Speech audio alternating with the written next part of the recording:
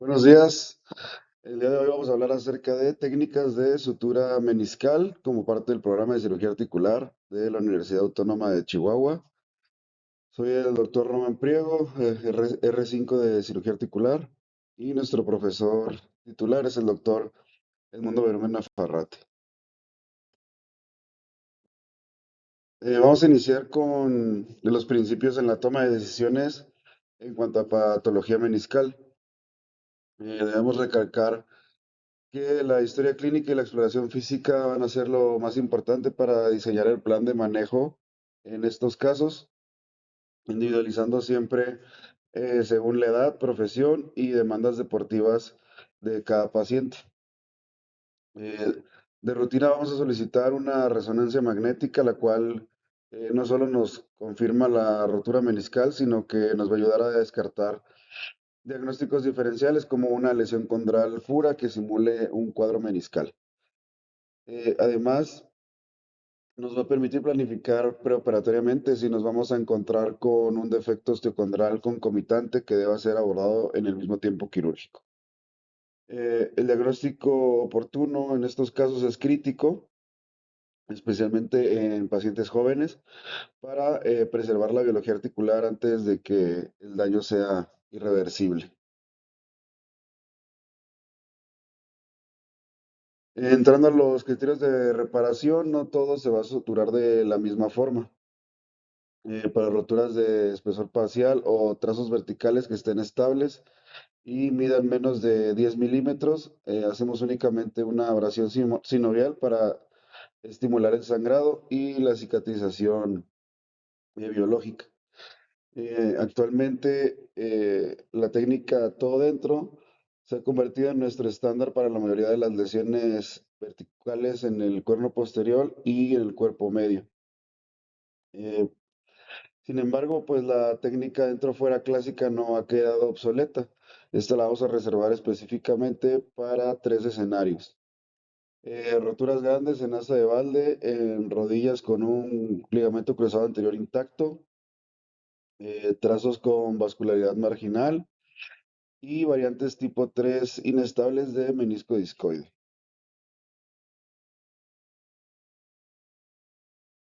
La decisión más difícil siempre va a ser si reparamos o resecamos.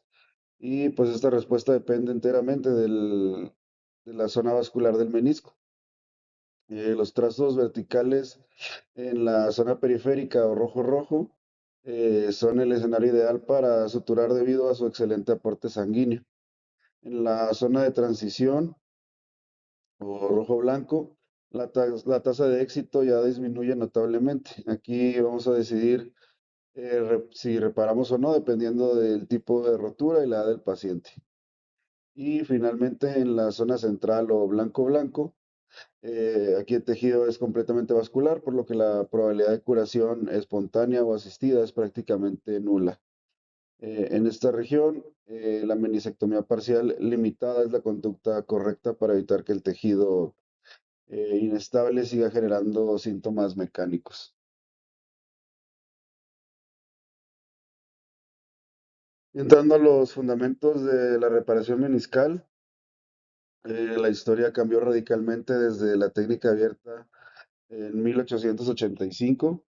Hoy en día las técnicas artroscópicas dentro fuera, fuera dentro y todo dentro, pues son las que dominan por completo el tratamiento de esta patología. Eh, el primer paso intraoperatorio es la inspección rigurosa.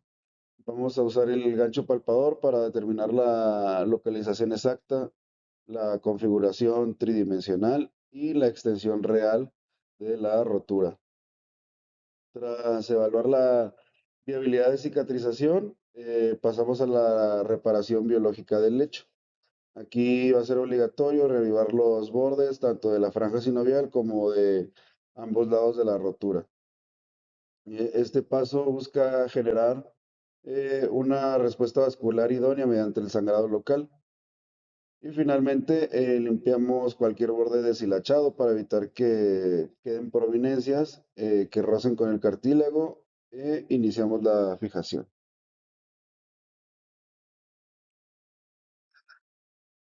Y pasamos a la técnica dentro-fuera, descrita originalmente por Scott en 1986 para evitar los abordajes abiertos. El principio consiste en pasar agujas con suturas de doble cabo desde adentro de la articulación a través del menisco y la cápsula para luego recuperarlas mediante una pequeña contraincisión extracapsular. Aquí un límite anatómico importante son las roturas que están muy anteriores, que van a ser sumamente difíciles de tratar con esta técnica debido a que la patela y la geometría articular nos van a impedir angular la guía hacia adelante. El posicionamiento aquí va a ser la primera clave del éxito. Si trabajamos en el compartimiento lateral, vamos a flexionar la rodilla estrictamente a 90 grados.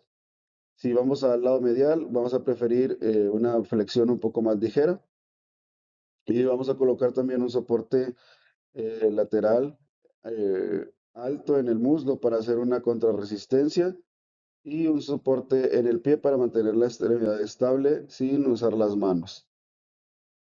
Para trabajar de forma segura, colocamos el artroscopio en el portal anterior ipsilateral a la lesión y la guía de agujas en el portal contralateral. Esta triangulación va a evitar que las agujas se dirijan directamente hacia atrás, protegiendo el paquete neurovascular posterior.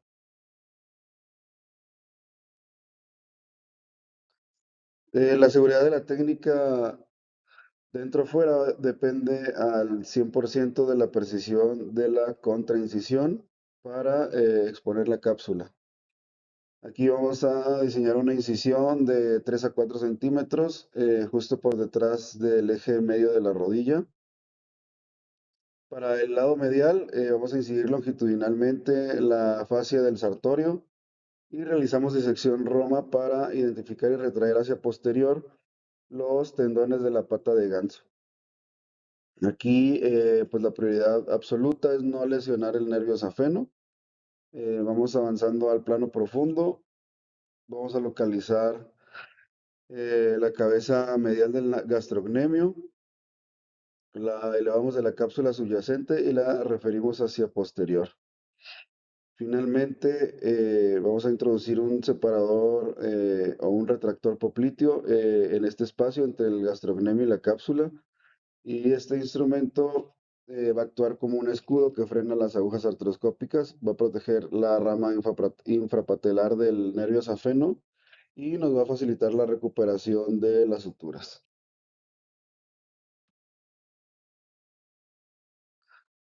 Para el abordaje posterolateral, nuestro plano de entrada aquí es el intervalo entre la banda iliotibial y el bíceps femoral. Vamos a incidir longitudinalmente el borde posterior de la banda iliotibial y vamos a disecar el intervalo.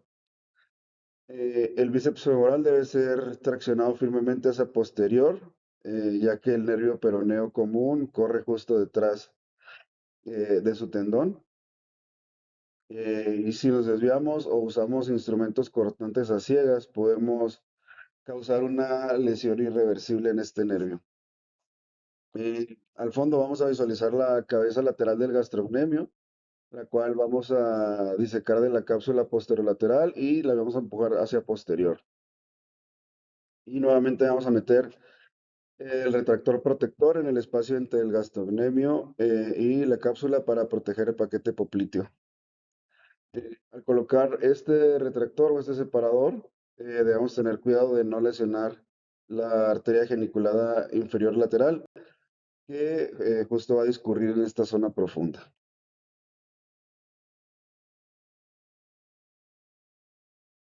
Y vamos a utilizar suturas 2.0, ya sean absorbibles o no absorbibles, montadas en agujas largas y flexibles.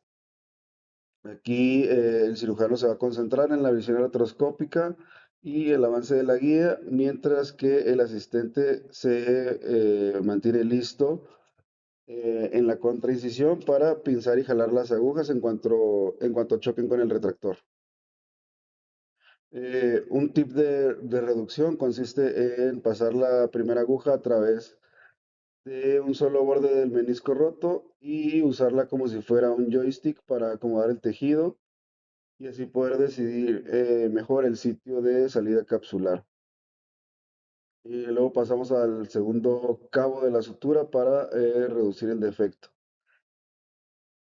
Posteriormente repetimos este paso espaciando los puntos unos 3 a 5 milímetros entre cada uno. Y para lograr una fijación verdaderamente rígida, debemos alternar puntos en la cara superior e inferior del menisco. Una vez ya colocadas todas las suturas, flexionamos la rodilla entre 15 y 20 grados para relajar la zona capsular y anudamos los hilos directamente sobre la cara extraarticular de la cápsula bajo visión directa. Y para cerrar el bloque dentro-fuera, vamos a analizar los errores típicos a los que nos podemos enfrentar durante la cirugía. El primero es pasar la aguja desde adentro y avanzarla sin llegar a chocar con el retractor. Si esto pasa, debemos de detener el avance de la aguja, ya que lo más seguro es que el retractor está colocado demasiado proximal. En estos casos, la solución es sacarlo y volverlo a deslizar bien pegado a la cápsula hacia una posición distal e inferior. El segundo problema común es que la rotura esté muy deformada y no logremos reducirla con los instrumentos habituales. Aquí el truco es pasar el primer par de agujas exactamente en el centro de la rotura, atrapando el colgajo superior del menisco. Al traccionar ese punto central desde afuera, el menisco solito se va a acomodar casi por completo en su huella anatómica, haciendo que el paso del resto de las suturas periféricas vaya a ser más sencillo para nosotros. Y pasamos ahora a la técnica fuera adentro, descrita originalmente por Rodeo y Warren, con el objetivo primordial de disminuir la tasa de lesiones neurovasculares asociadas a la técnica dentro-fuera. Esta técnica brilla especialmente cuando nos encontramos fracturas en el tercio anterior del menisco o cuando estamos fijando la porción anterior de un halo injerto meniscal. Su gran ventaja es la versatilidad. Como dependemos de la introducción de agujas espinales desde la piel, podemos diseñar prácticamente cualquier configuración de sutura que nosotros queramos. Y esto nos va a facilitar enormemente el rescate de roturas complejas como roturas radiales o en colgajo. Sin embargo, su principal limitación va a ser el tercio posterior, ya que ahí es sumamente difícil entrar lo suficientemente atrás con la aguja sin quedar en una orientación demasiado oblicua respecto a la lesión. Además de que pues volvemos a comprometer la cercanía con las estructuras neurovasculares del hueco popliteo.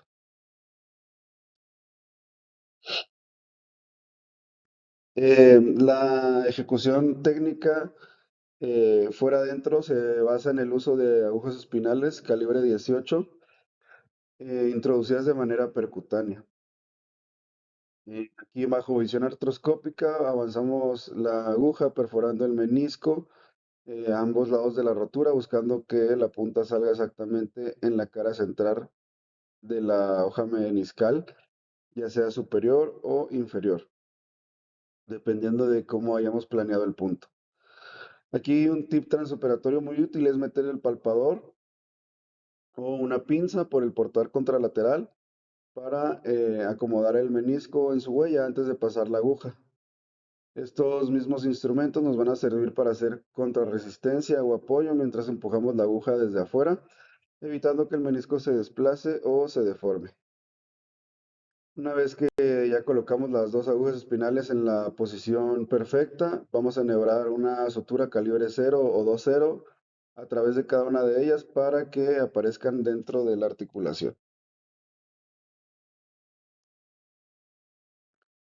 Y hablando de la evolución en el manejo de los hilos, en la técnica clásica, El cirujano recuperaba la punta del PDS por el portal contralateral, le amarraba un nudo grueso llamado nudo de Mulberry y jalaba el hilo desde afuera, de modo que el nudo topaba con el menisco y reducía la lesión. Los extremos externos se recuperaban con una mini incisión y se anudaban sobre la cápsula. Sin embargo, existe una modificación técnica usando esos primeros hilos de PDS que metimos por las agujas como suturas de lanzadera. Con ellas lo que hacemos es atrapar un hilo definitivo de PDS o bien una sutura trenzada no absorbible y la jalamos de dentro hacia afuera. Esta variante va a eliminar los bultos de los nudos de Mulberry dentro de la rodilla y nos da la libertad de realizar puntos horizontales que abrazan a la perfección las roturas radiales desplazadas. Al final, los cabos se recuperan en el espacio extracapsular y se anudan directamente sobre la superficie de la cápsula.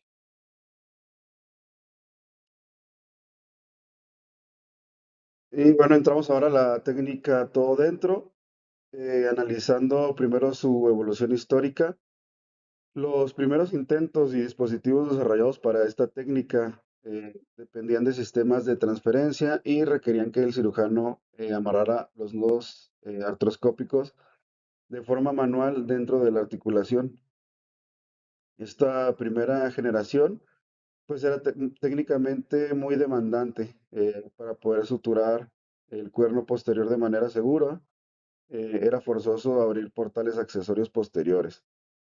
De hecho, en manos de la mayoría de los cirujanos de la época, este procedimiento terminaba siendo mucho más complicado y frustrante que realizar simplemente una técnica dentro-fuera o fuera-dentro convencional, lo que pues limitó inicialmente su uso.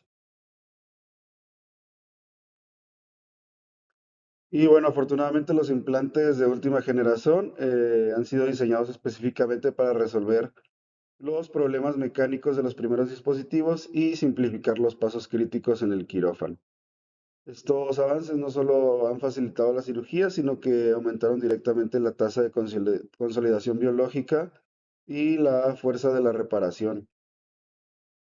La gran perla biomecánica que respalda su uso es que la literatura ya demostró que estos sistemas todo dentro ofrecen una resistencia y una estabilidad estructural equivalente a los puntos en colchonero verticales realizados con la técnica dentro-fuera.